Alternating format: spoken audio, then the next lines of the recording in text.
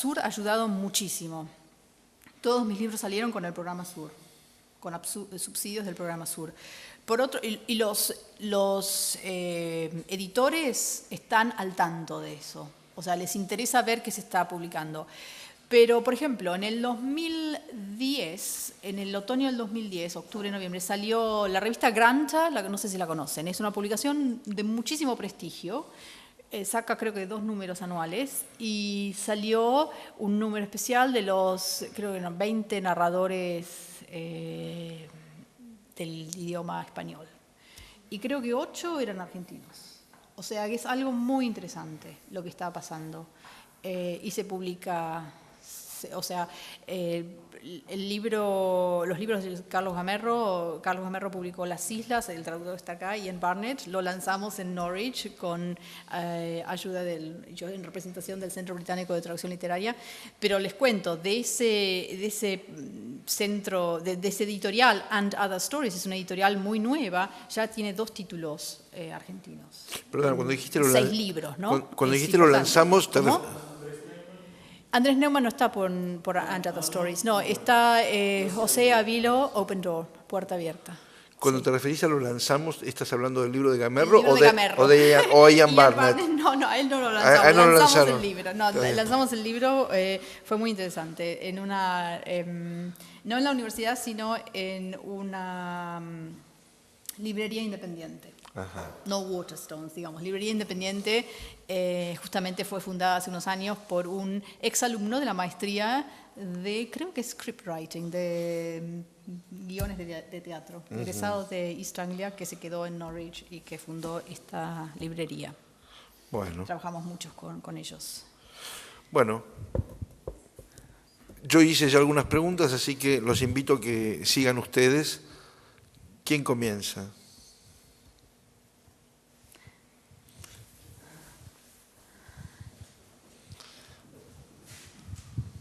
Gracias, Cecilia.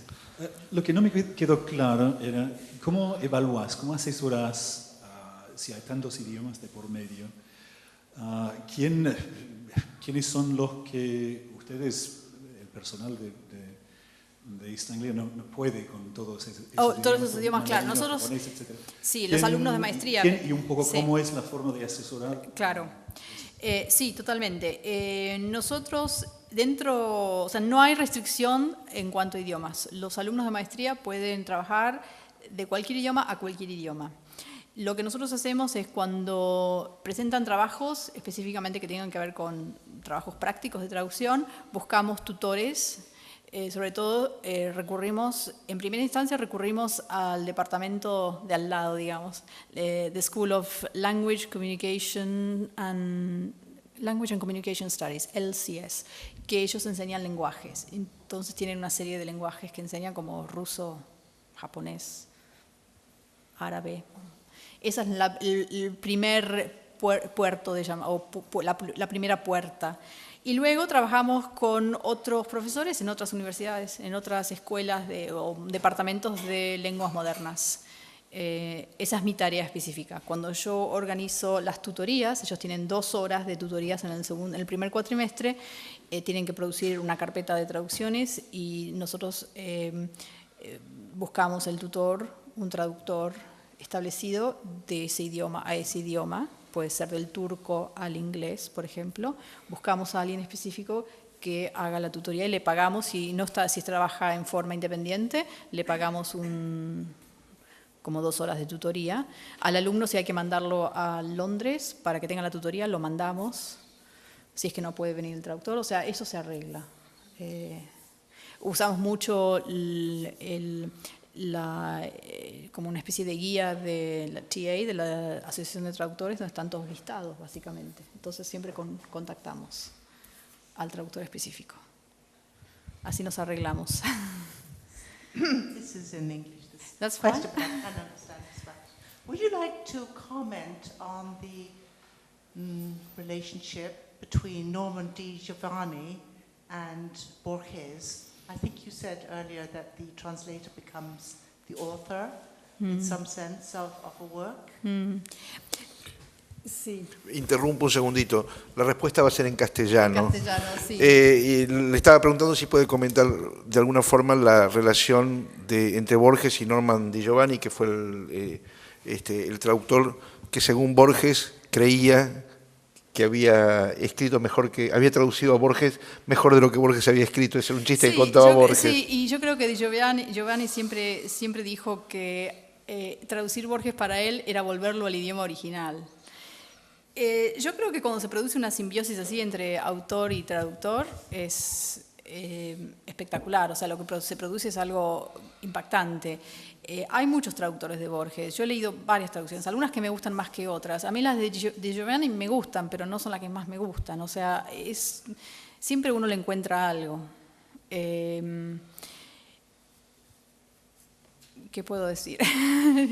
No más que eso. A mí siempre la frase, o sea, tiene un libro de diálogos entre ellos que es muy interesante, lo leí hace mucho tiempo. La frase que siempre me quedó en la memoria fue esto que dijo Di Giovanni, que traducir a Borges era volverlo al idioma original, que me parece espectacular porque justamente uno tiene la sensación en la sintaxis de Borges que está pensando en inglés, sobre todo.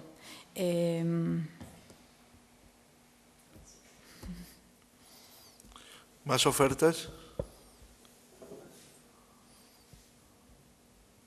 Me pueden preguntar sobre Pizarnik. He pasado años traduciéndola. Se la ha traducido mucho. Lo veníamos charlando esto con Jorge antes.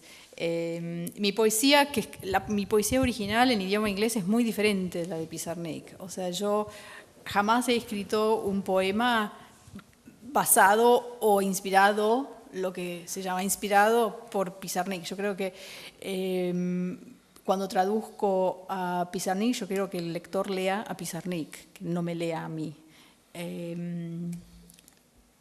¿Qué más les puedo decir? Es muy interesante ver cómo distintos traductores la han traducido. O sea, eso si hacen una especie de Google search, van a ver. Mucho de lo que traduje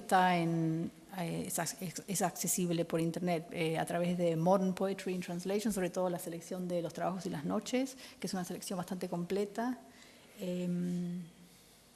Bueno, yo tenía preparado algo para mostrarles, pero no se puede mostrar porque sale mal el formateo. No, por eso lo tengo visto para mí, pero es interesante comparar lo que distintos traductores han hecho con Pizarnik. A mí me gustaría en todo caso que abundaras un poquito sobre la cuestión esta de haber empezado a escribir en otra lengua, sí, sin haber escrito poesía en castellano, por ejemplo. Claro. Y la cuestión esa del extrañamiento que te suponía. Sí, yo creo que, como te estaba diciendo antes, yo creo que empecé a escribir en inglés porque fui educada en forma bilingüe en un colegio donde leí literatura en inglés que a lo mejor era más interesante de lo que se leía en su momento, a lo mejor porque no existía el miedo de que iban a caer inspectores a ver qué se estaba enseñando. Yo terminé la secundaria en la época del proceso, cuando justamente subió Alfonsín, ese fue mi último año. Así que yo siempre en inglés leí cosas más interesantes y creo que mis profesoras eran profesoras con mucho coraje en enseñar cosas como 1984 de Orwell o Brave New World de Aldous Huxley, la mitad de la dictadura militar. Y bueno, y en castellano, por más que estábamos haciendo, en definitiva, el programa para el Bachiller Internacional, la literatura era más tradicional.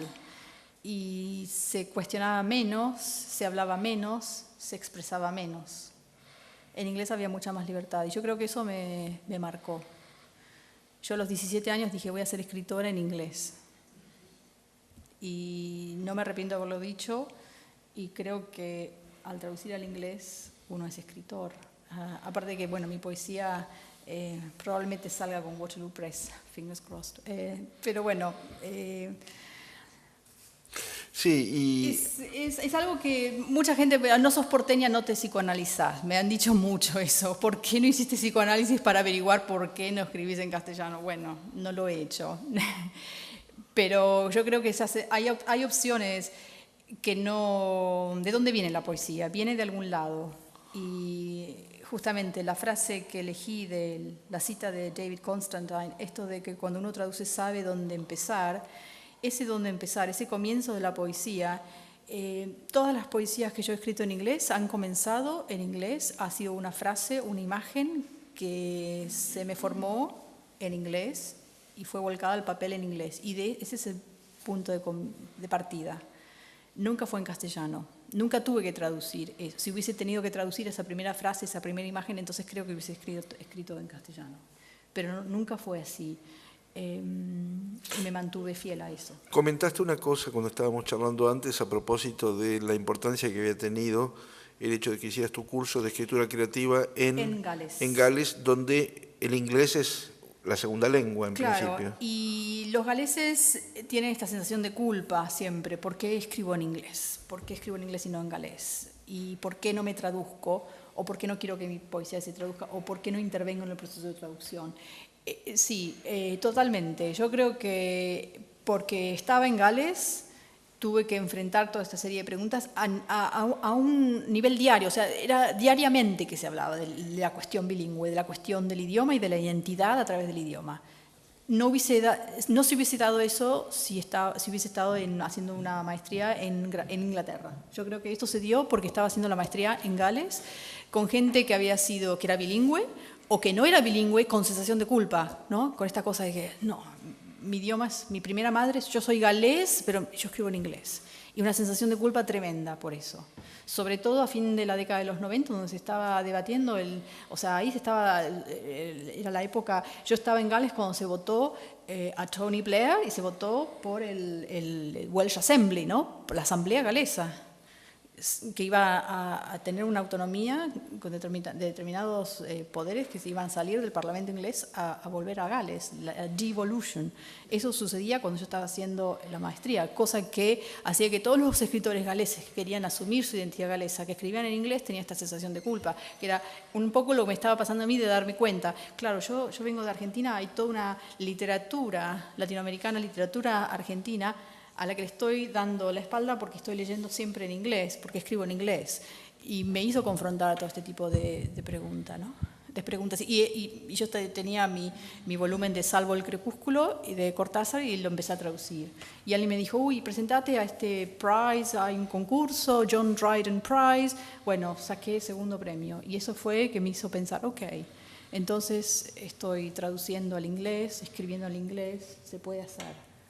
Porque también había sido siempre esta cosa de que no se puede traducir al idioma que no esté el tuyo. Que es lo que estabas hablando vos, Vivian. Exactamente, que uno siempre... Y entonces uno empieza a calificar un poco. Bueno, ¿qué es ser hablante nativo de un idioma? ¿Qué significa eso? Hay que calificar eso también, ¿no? No podés hablar, está totalmente prohibido si no tenés el micrófono. Así que, por favor, espera que te lo pasen. No, lo que yo te pregunto, probablemente la lengua inglesa sea muy diferente a la lengua francesa. Porque vos te interrogás y te haces la pregunta, ¿qué es traducir, no? ¿Qué es una lengua madre, finalmente? ¿De qué está compuesta a la hora después de tener que hacer una traducción? Sí. ¿Y en inglés, vos qué dirías? En relación a la lengua inglesa. Creo que no entiendo tu pregunta. Es en relación a lo que vos dijiste, sí. ¿no?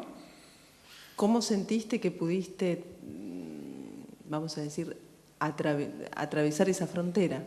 ¿Atravesar esa frontera? Sí. Abolir sí. esa frontera.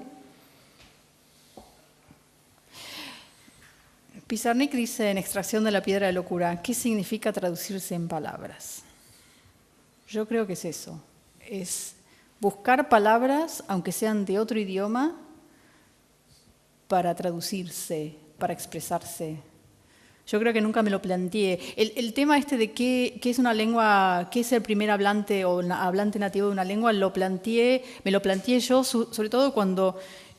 durante los primeros años de doctorado yo daba clases de suplencias, hacía suplencias en colegios secundarios, en zonas de muy carenciadas en East Anglia, en un puerto great, ya vamos, tomaba un colectivo a la mañana, media hora llegaba y iba a colegios, donde los chicos casi no se podían expresar en inglés, eran ingleses nativos. Entonces uno se pone a cuestionar todo este tema. ¿Qué es ser hablante de, qué es el poder de articulación, el poder expresarse? ¿Qué significa eso? No todos los hablantes de una lengua tienen ese poder. Entonces eso te hace pensar que todo es relativo, que en realidad esas afirmaciones que uno escucha y con las cuales creces y te graduás, que hay que ser primera o hablante nativo de una lengua para traducir hacia esa lengua. Bueno, no sé.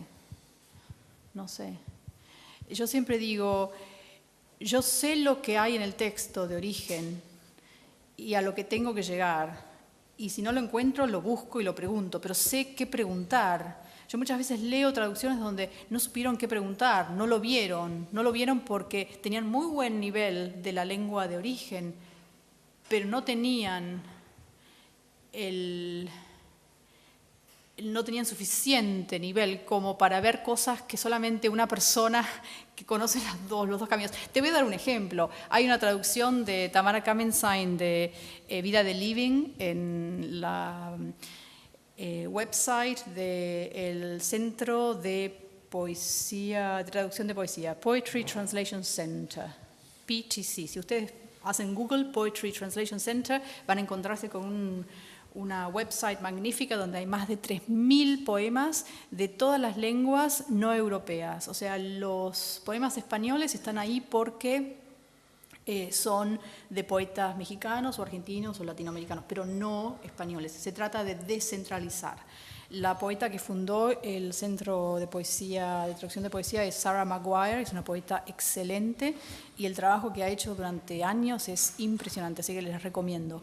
Y está el poema Vida de Living de Tamara Kamenstein y está la versión literal, casi palabra por palabra, y la versión que ha sido puesta en conjunto con, digamos, trabajada en su taller, porque hay versiones finales que se producen a través de la interacción del traductor literal y un poeta de idioma inglés, del idioma inglés. Entonces hacen la versión final. En el caso de este poema de Vida de Living, la versión final es producto de un taller de Sarah Maguire.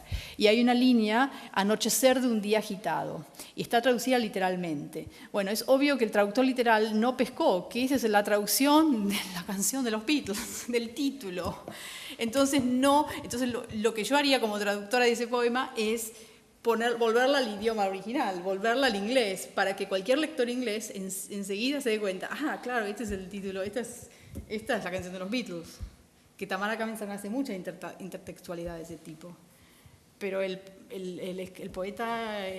poeta inglesa, digamos, que tradujo, literalmente no pescó eso, que es muy interesante. Se produce otra versión, ¿no? O sea, yo creo en traducciones no hay versiones ni mejores ni peores, hay distintas versiones. Y todos son productos de una poesía original, ¿no? De un texto original. Pero no quiero decir con esto, bueno, yo hubiese hecho esto mejor. No, diferente. ¿Lo pensás? Lo pienso. No sé, o sea, porque también se da otra cosa, se produce otro. Sí, a veces uno puede decir, bueno, es otro poema. Si no se pesca la intertextualidad del poema de los Beatles y está hablándose de un disco y de la rayadura, la línea del disco. Hay cosas muy específicas que tienen que ver con la música en ese poema. Bueno, pero se produce otro poema. Sí. Otra lectura. ¿Respondido? Sí, largo. Discúlpame. No, al contrario, muchas gracias. ¿Quién más?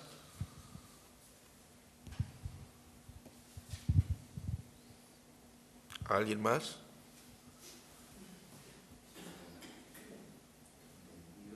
¿Cómo? Going. Sí, mira, claro. Te ganaste una pregunta.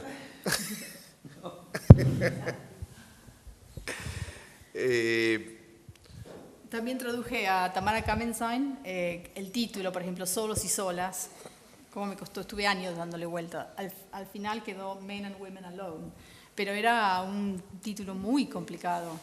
También porque ese título se repite en uno de los poemas, entonces había que ver cómo se ponía.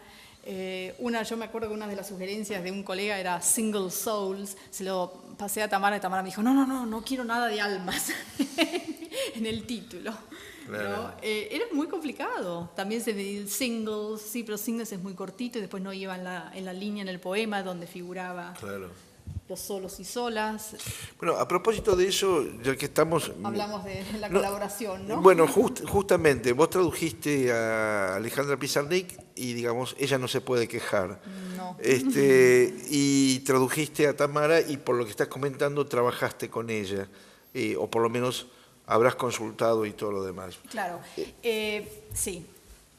Yo con Alejandra tengo la relación con sus diarios. Y yo durante mi proceso de traducción hice diarios de traductora. Entonces el diálogo estaba, no salió a la luz todavía, pero el diálogo estaba. O sea, el interactuar con la obra, uno no puede traducir la obra poética si no lee la totalidad de la obra, si no tienen claro, y no es que haya leído la totalidad, porque hay muchísimo no publicado que está en cajas en Princeton, ¿no? En la universidad en Estados Unidos. Entonces, yo creo que siempre está el diálogo. A veces el diálogo se materializa como con una poeta que sobre todo domina el inglés también, como las dos poetas, Tamara Kamensain y Anna Becksiu. Yo a Ana le mandé, una vez que estaba contenta, le mandé las primeras 10 páginas de Ronda de Noche, con mucho temor, porque sabía que ella es muy exigente y dije, a ver si. Y me costó muchísimo llegar a un draft, ¿no? A un esbozo o borrador con el cual estuviese contenta. Me costó muchísimo llegar a la voz de ese poema. Y cuando ella me llamó por teléfono y lo charlamos, estaba contentísima, ahí me relajé, ahí seguí contenta. Pero me costó muchísimo llegar a las primeras 10, 15, no sé si eran 10 o 15 páginas. Eran muchísimos borradores y los trabajé y bueno, y llegué. Pero sí, complicado. Y con Tamara tengo una relación muy, muy buena y muy fluida y ella siempre consulta y pregunta y vuelve y le da otra vuelta de tuerca a la línea. A veces me han pasado cosas muy graciosas de no haber entendido alguna línea de Tamara Kamensain. Y yo digo, ¿cómo puede ser si no entendí eso? Si lo leí como 50 veces. Y es muy interesante ver eso que bueno, la poesía es lengua extranjera. Y la poesía que vale la pena traducir para mí siempre es esa la que extranjeriza el lenguaje a tal forma que uno lo desconoce. Sí, pero sí, con Tamara también. O sea, lo esencial en su caso es leer su obra crítica también. Porque leer la obra crítica de Tamara Kamensain es ver un poquito de dónde viene su poesía, ¿no? Qué es a lo que vuelve y con qué preocupaciones y por qué esas preocupaciones después salen a la superficie en su poesía. Es interesante. Y ella ve lo crítico y lo poético como parte de la misma cosa. Así que sí, es muy interesante trabajar con poetas vivos. Es muy interesante, sí. Bueno, no, pero el problema que también te pueden plantear es que muchas veces ocurre que la otra persona piensa que sabe más inglés que vos, que lo estás traduciendo, y puede llegar a meter la pata. Me acuerdo que Nick Kaistor me había contado que traducirlo a Fogwill fue realmente una cosa dificilísima, porque Fogwill cada 2 por 3 lo llamaba por teléfono a la casa mientras iba recibiendo las pruebas para insultarlo y para decirle que no era así. Y lo que decía Nick Kaistor, Fogwill no sabe suficiente inglés como para decir cómo es en inglés. Claro. Y bueno. Bueno, hablando de eso, vos tuviste una relación muy interesante con Charlie, con Carlos, claro, pero muy fluida, muy feliz, una relación feliz, pero un ir y venir continuo. Sí, es también una famosa relación tortuosa, creo. Milan Kundera con sus traductores, yo eso lo he leído en algún lado, que era una cosa también muy difícil, porque siempre se metía en sus traducciones. No, en el caso ni en el caso de Tamara ni Anna Becksiu, no, mucho apoyo. Sí, Tamara, siempre ella tiene sus contactos y ella pregunta y ella, o sea, sale de lo, no se queda con digamos, si tiene alguna pregunta, me lo pregunta a mí, también me lo pregunta, ¿no? Que me parece válido, no tengo problema con eso. Como yo también puedo hacer eso. O sea, cuantos más lectores haya, mejor sale la traducción. Cuanto mayor cantidad de puntos de vista, de posibles versiones, sobre todo con algunas líneas muy difíciles en su poesía, es mejor, se nutre el texto. Bueno. Sí. No soy una traductora celosa. Creo que por mi experiencia de los talleres, de haber visto en primera instancia cómo se enriquece un texto al traducirlo en conjunto. Entonces, yo creo que uno quiere que salga literatura, ¿no? Cuando uno hace traducción literaria, hace literatura. Entonces, cuanto mejor salga, mejor. Bueno, muchas gracias, Cecilia. Bueno, gracias a vos y gracias a todos por las preguntas. Al margen de decirles que los esperamos el lunes nuevamente en la calle Paraná, que es donde van a ser todos los encuentros vinculados a Perec, simplemente dos cosas muy breves. Una, que hay una noticia que subimos en el fin de semana al blog del Club de Traductores, que me parece sumamente auspiciosa. México acaba de poner un premio internacional a traductores de lengua castellana, un premio que se va a dar en la Feria de Guadalajara de $100.000 a la trayectoria de un traductor de lengua castellana. La verdad que es sumamente impresionante la cifra y sumamente interesante que este premio de alguna manera se plantee para toda la obra de un traductor. Así que la verdad es una cosa para felicitar. La otra cosa es mucho más trivial. Hoy a las 10:30 de la noche empieza Peter Capusotto y sus videos. Nos vemos el lunes. Gracias. Gracias.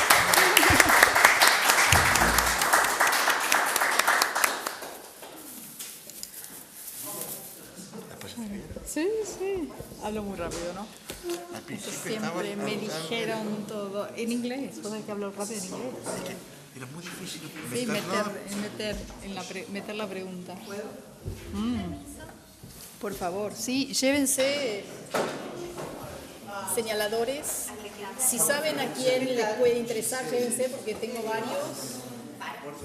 Eso sobre la maestría en East Anglia también. Sí. Una diversidad de cosas. Eso durante 3 años.